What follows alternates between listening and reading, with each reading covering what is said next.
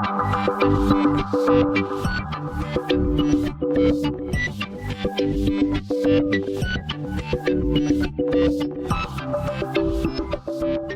back to Channel 3. I'm FamiComplex, and today we're looking at Fox Hunt, released by Capcom in 1996 for the PC and PlayStation. Fox Hunt is the single most requested game since the beginning of the FamiComplex project. I'm pretty sure that means you wanted me to suffer, but joke's on you, I enjoyed it. I'm hungry! Calm down, Jack, we'll get to you. Fox Hunt is billed as an interactive comedy spy thriller, which I guess fits well enough. It's an FMV game, and I really do love FMV games. Like, seriously, I love the hell out of some bad FMV games. It's a somewhat competent 007 parody from the age of Ace Ventura, and that pretty much sums up exactly what you can expect from it. Odds are he won't live to see tomorrow, so let's get to it.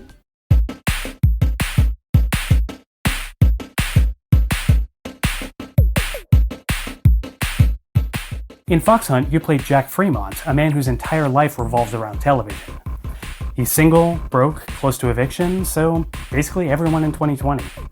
He's also absolutely insufferable, but he's our hero, so you better get used to him. Jack is played by Andrew Bowen, who you might know from Mad TV. While you might not recognize his face, you'd know the voice. He played Josh Burke in the Saints Row games, he was Todd Bozeman in Catherine, and he's the current voice of Johnny Cage in the Mortal Kombat games. He's also this guy.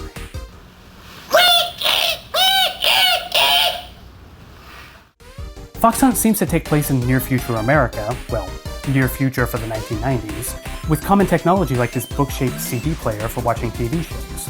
Really, this sort of thing wasn't that far off at the time, just not in this form factor. Even that data feed could have been possible with sub-channel data depending on format. The main story in Fox Hunt is that a terrorist is threatening a nuclear launch against Los Angeles. The reason is that back during the Cold War, he was asked by the KGB to create terrible TV shows in an attempt to erode the US from the inside. It didn't work, the American public loved the shows, so now he's trying to get the credit and royalties too. Dude could just sue, but okay.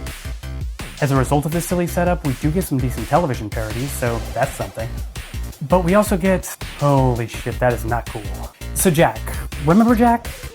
Jack begins his day with a visit from Fred, who he used to bully in junior high.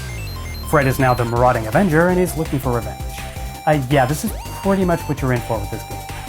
Jack goes to the bar to play Destiny, an online multiplayer television trivia show. Given that his life revolves around television, he's the greatest player the game has ever seen. Blake as Nubs Parker, episode 16 of License to Maim. So a couple of CIA agents kidnap him and take him to an undisclosed location. They ask him to deliver a briefcase in exchange for a package, and they're offering $100,000. But if I wanted to be filled with lead, I'd continue to eat the paint off my bedroom walls. We'll give you $500 in advance. Cool. Jack's actual spy contact is Chauncey, played by George Lazenby. His spy flick credentials check out. He played James Bond in 1969's On Her Majesty's Secret Service. He gives Jack a new disc reader and not a whole lot of information. Waking up in his apartment, he's assaulted by Frank, a mitten-clad hitman and one of the recurring villains. Frank is completely balls-to-the-wall insane and always manages to steal every scene he's in. Timothy Bottoms brought his A-game for this one. Don't look at me! Don't look at me! Not look at me! Don't look at me! Don't look at me! Don't look at me!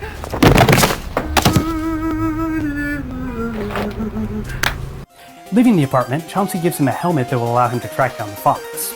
When he does, the fox is shot and Jack claims the disc. He meets Lisa, who just wants to help. Her motives remain unclear for the majority of the game. So Jack and Lisa escape incognito and Jack passes out because, well, blood loss can take a lot out of a person. But was he actually shot? The version of events that you see during your playthrough may not actually show him getting shot, but he'll still pass out. This is forgivable since it's an early branching narrative, but still worth mentioning. So Jack wakes up in the hospital where Chauncey gives him rocket skis. Of course, the bad guys show up and Lisa shows off her fighting prowess. She's a ninja. Then Jack is set off on a rocket-powered wheelchair ride. What is it with Capcom and wheelchairs? Here comes the wheelchair! This scene was incredibly irritating. I honestly zipped around the hospital for nearly an hour trying to figure out what to do. Had I seen the maps printed in the instruction book, it may have made a bit more sense, but even so, the goal was to get to the elevator. There are two elevators. One is an open elevator shaft, and the other appears to be closing as you approach. I assumed if you continued that way, the door would close in your face and you'd crash. That wasn't the case, but there really wasn't any way of knowing. Well, except reading the manual, like some kind of noob. Who reads manuals? He tries to get rid of the disc to get out, but a random guy thinks he can cash in by giving Alan and Alan a random disc he found in the trash. It goes predictably. So, who was this guy? I guess it doesn't matter. Live and let die, I guess. From here, it's off to either Aspen or Las Vegas, depending on how things went in the first disc.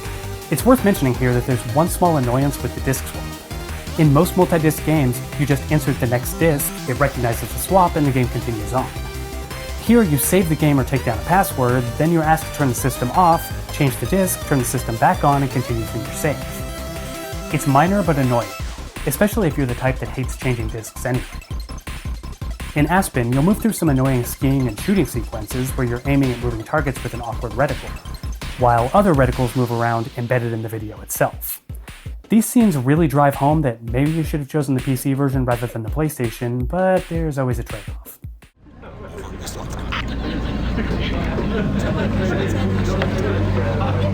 Created that turkey. It is where First Lady gets drunk, goes to state dinner dressed as a showgirl.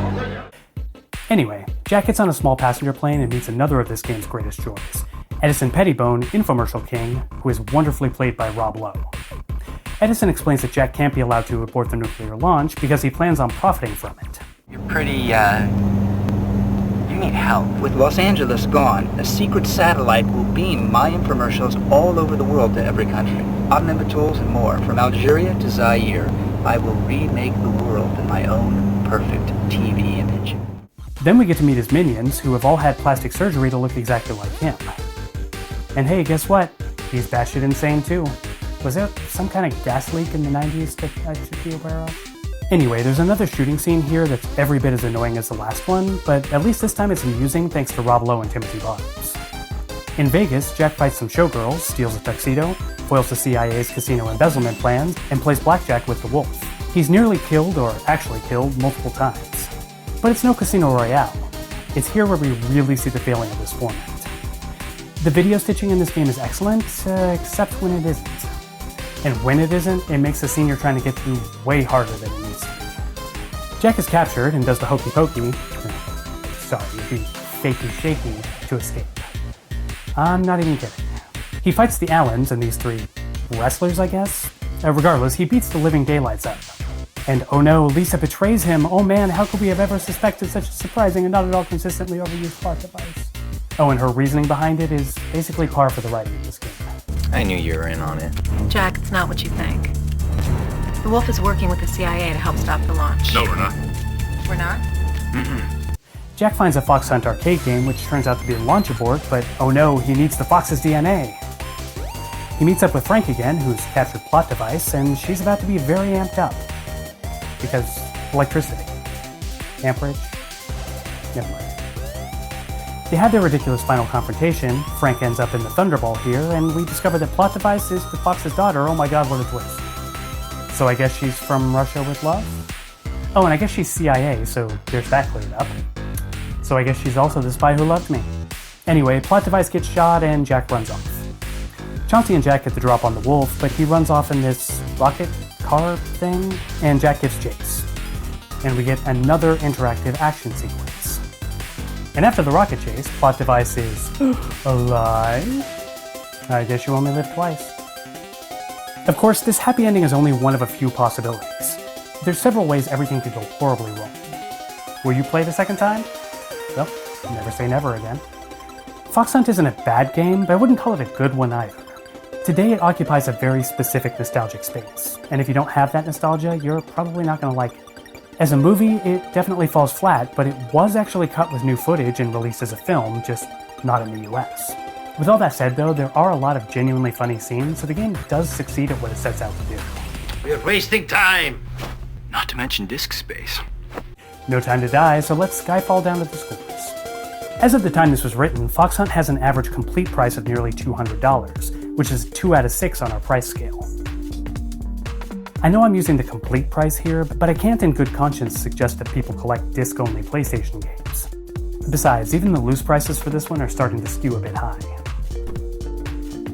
Graphically, well, this is always a tough call to make for FMV games. Grainy video aside, it is a film and it was shot like a film, and any additional effects they added hold up decently enough. But it's also pretty bland from a design standpoint, so though I might regret it, I'm giving it a 5 out of 6. Overall, it's actually pretty impressive for the time. For sound, the PlayStation version is really lacking. There's a lot of times it's damn near impossible to make out what's being said because the sound quality is so low. We'll call it a 4 out of 6, just barely inching into good. Honestly though, that score is mostly because of the excellent soundtrack, none of which I can include in this video. It's got Violent Femmes, Faith No More, Sublime, Butthole Surfers. It's very much a little slice of the 90s in audio form. On gameplay, I actually really enjoyed this one. It may be a pure FMV game, but it doesn't forget the games are actually supposed to be fun. With that said though, the shooting and fighting scenes range from kind of amusing to outright unplayable at times. I also had 2 crashes, one of which happened while saving. Thankfully, the game also includes a password system, so losing your save isn't as bad as it could be. I'll go 4 out of 6, keeping it on the good side, because frankly, this might be the single greatest classic FMV game. I know that's a low bar, but I gotta honor that. Replayability? I mean, yeah, it's there. Multiple branching paths, multiple endings. If you want to play this multiple times, there's plenty to see, but after completing it, you're pretty likely to just put it away. So even though I'm not about to pick it up again for a while, I've got to be fair, and that'll make this another 4 out of 6. My personal take? 5 out of 6. I know I've said it before, but I love this shit. FMV games hit a very specific nostalgic chord for me, and even I have no idea why I love them. But thus far, this is one of the few that I'd feel okay recommending to others. Specific others. With caveats. And with that, our final score comes to 3.95. That's just barely over the line into good territory, so yeah, I'll stand by it. On to the awards. Today's Golden Key Award goes to Rob Lowe's portrayal of Edison Pettibone. In a game that is just completely insane, this well-established actor jumped in and went straight off the deep end, possibly with his career on the line, and I appreciate that. The Stale Wall Chicken Award has to go to literally any scene that requires Twitch input from the player. The shooting scenes, the rocket wheelchair, the fighting scenes, they rarely work and they really break you out of an otherwise fairly enjoyable experience. Games I play multiple times for you guys. Till next time, I'm FamiComplex. Keep tuned to Channel 3.